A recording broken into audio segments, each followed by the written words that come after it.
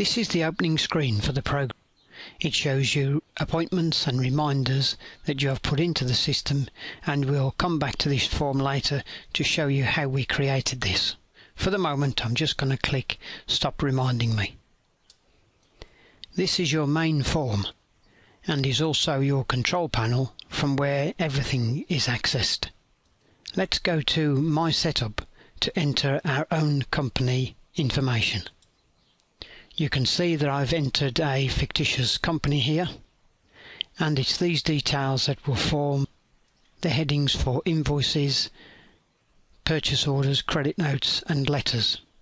From this form you can also set your categories, and these represent titles of all the different types of contacts that we will put onto our system. You can also from here decide for letters only. If you want to create a letter that fits onto your pre-printed letterheads, then these details here move the margins around so that you can place the print of your letter on your own letterhead. You also have your own default terms of credit for invoice, and to the right here we have the startup numbers for each of the different documents that the system creates. We can also add or change usernames if you have a version that uses a multi-user environment. Okay, so these boxes down here on the left hand side are where you put your customer, supplier or contact details. You can see Mr. or Mrs, name, surname, job title, company, etc, etc. To save you watching me fill these in, let's go to a record that we already have. Now we can find records by someone's Christian name, someone's surname, the company that they work for, their address, or at least the first line of their address, the postcode, telephone number or email. We know we're looking for the company, so let's click company, and I'll select Kennedy Fitzgerald. If I want to enter a note about this particular customer, just been on holiday to Spain, you can see that when I press enter, the date and exact time that I made this note appears in the date and time field. Now let's imagine that I've just tried to call Mr. Vincent and I've been told that he's away from his desk and to try back in 30 minutes. All I have to do to make a note to call him back is click on 30 minutes. Obviously that could also have been 1 hour, 4 hours, 1 day, 14 days, 2 months, 11 months, or I can put a specific date in here by double clicking here and bringing up the calendar. From here I can pick any date I want.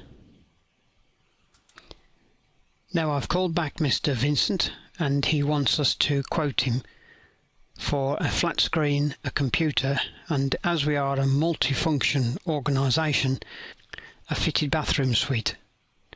So I'll cancel that recontact and I'll go to sales. And as you can see here, this is the last invoice that we sent to Mr. Vincent. So to create a new invoice or a new quotation, we click on New Document. If the delivery address is the same as the customer's address, we just click on Delivery as above. And as I said, Mr. Vincent wants a quote for a desktop computer, a 19-inch computer screen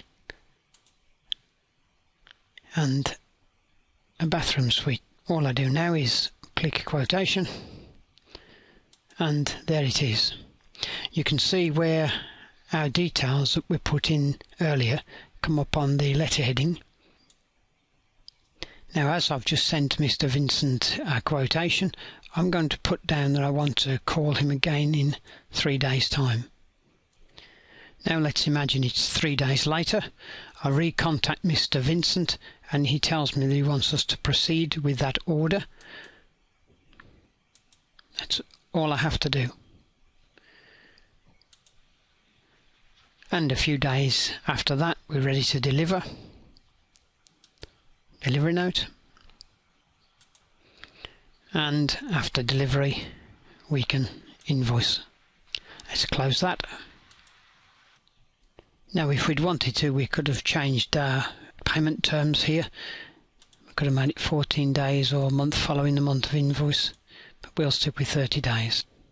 The list that you saw here is made here, and you can add as many items to this list as you wish. If you want to look at reports, you can see all the sales for this period, or this month, or last month, this week, last week, today, yesterday. This is sales. You can also look at quotations. You can also look at orders and back to sales. You can also print any of these documents.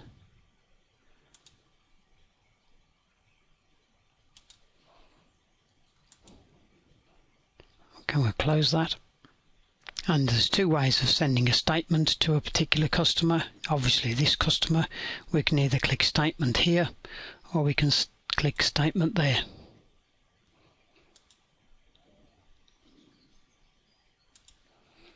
Close that.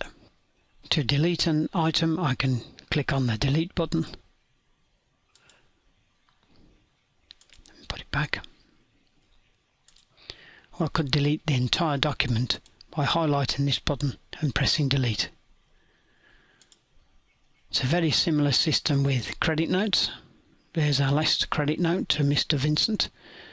New document, delivery as above, credit, and we'll say he's changed his mind. He doesn't want the 19-inch flat screen anymore, so we'll send out a collection note to go and collect it, and we'll send a credit note to credit it. And in a very similar system, we can also create a payment. There's the last payment or first payment received from Mr. Vincent.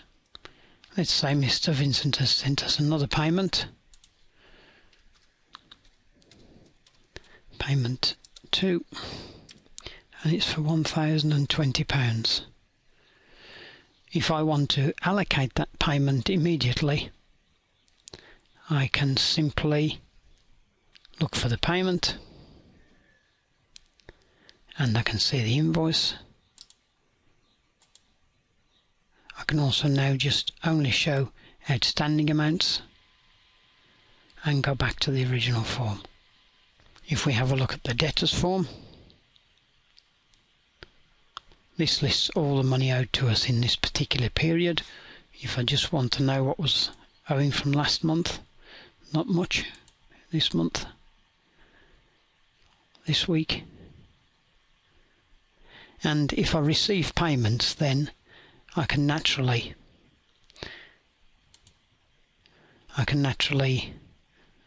click them to say that they're paid for. We'll close that. Now let's have a look at the financial status of this particular client. We can see that we have a 4-month history with this client. We've invoiced 3 items, total value of 2,862. The average days overdue is 11 days. Current status is total due is 3,100. Credit available is just under 1,000. There's an invoice here overdue, and that's overdue by 31 days. So we're going to send Mr. Vincent a letter. So we click on letters. We're going to choose one of our standard letters, which is a first reminder. Print it. And then we have our standard letter ready to go to Mr. Vincent. Now let's assume that, like most customers, he completely ignores that. We can send him a second reminder. We don't want to overwrite the existing letter, we want to produce a new one. And there's his second letter. Kindly pay within the next 7 days. And let's assume again that he's ignored that. And we'll go for the third reminder. And now we're threatening legal action. Now you may want to in the future send out purchase orders. We're going to purchase something from Dudley Marsh. Here's our last order with them. new order, delivery to us, and we've got a previously ordered list here. So this lists everything that we've ever purchased from this particular supplier. If I select two of those items, add the selection, print the order, now it is done.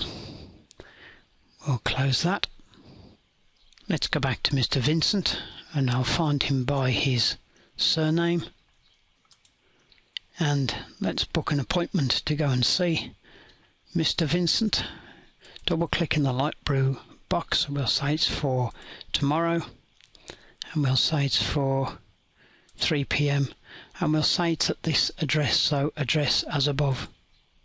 Now you will remember the form that opens when you first start the program. That's accessed by Remind Me.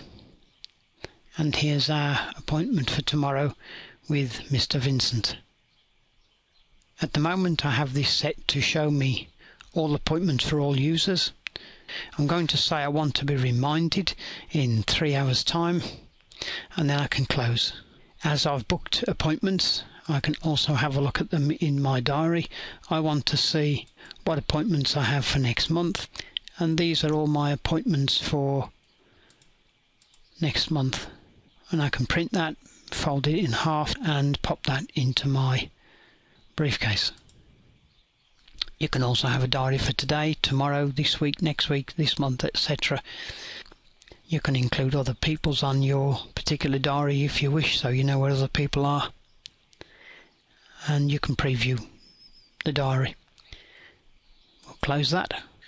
We can also keep a close tab on how we are contacting customers and customer relationship management, and I'm going to say that I've recontacted Mr. about product D. I'll say actually we've contacted him about product B, and at the moment the interest on that is low, but call again.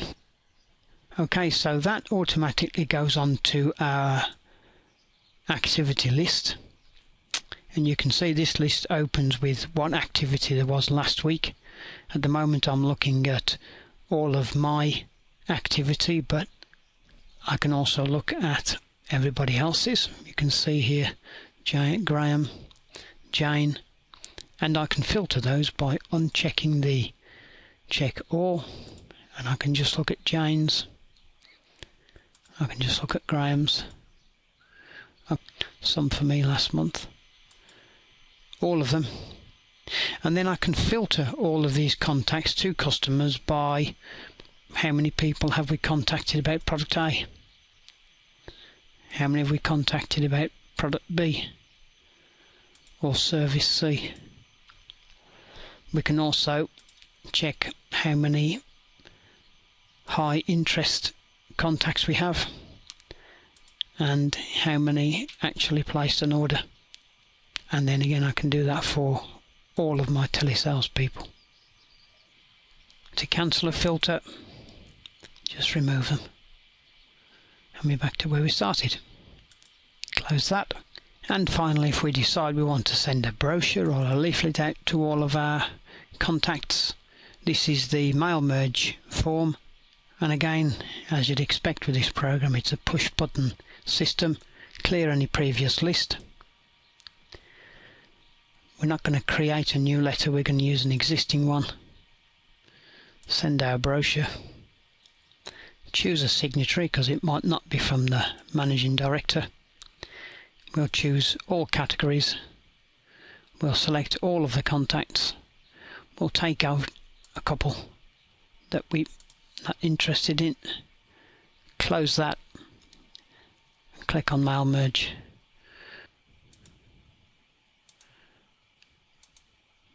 And the last one, 31 there. Created in seconds. We'll close that and close the form, and we're back to where we started. Thank you very much for watching.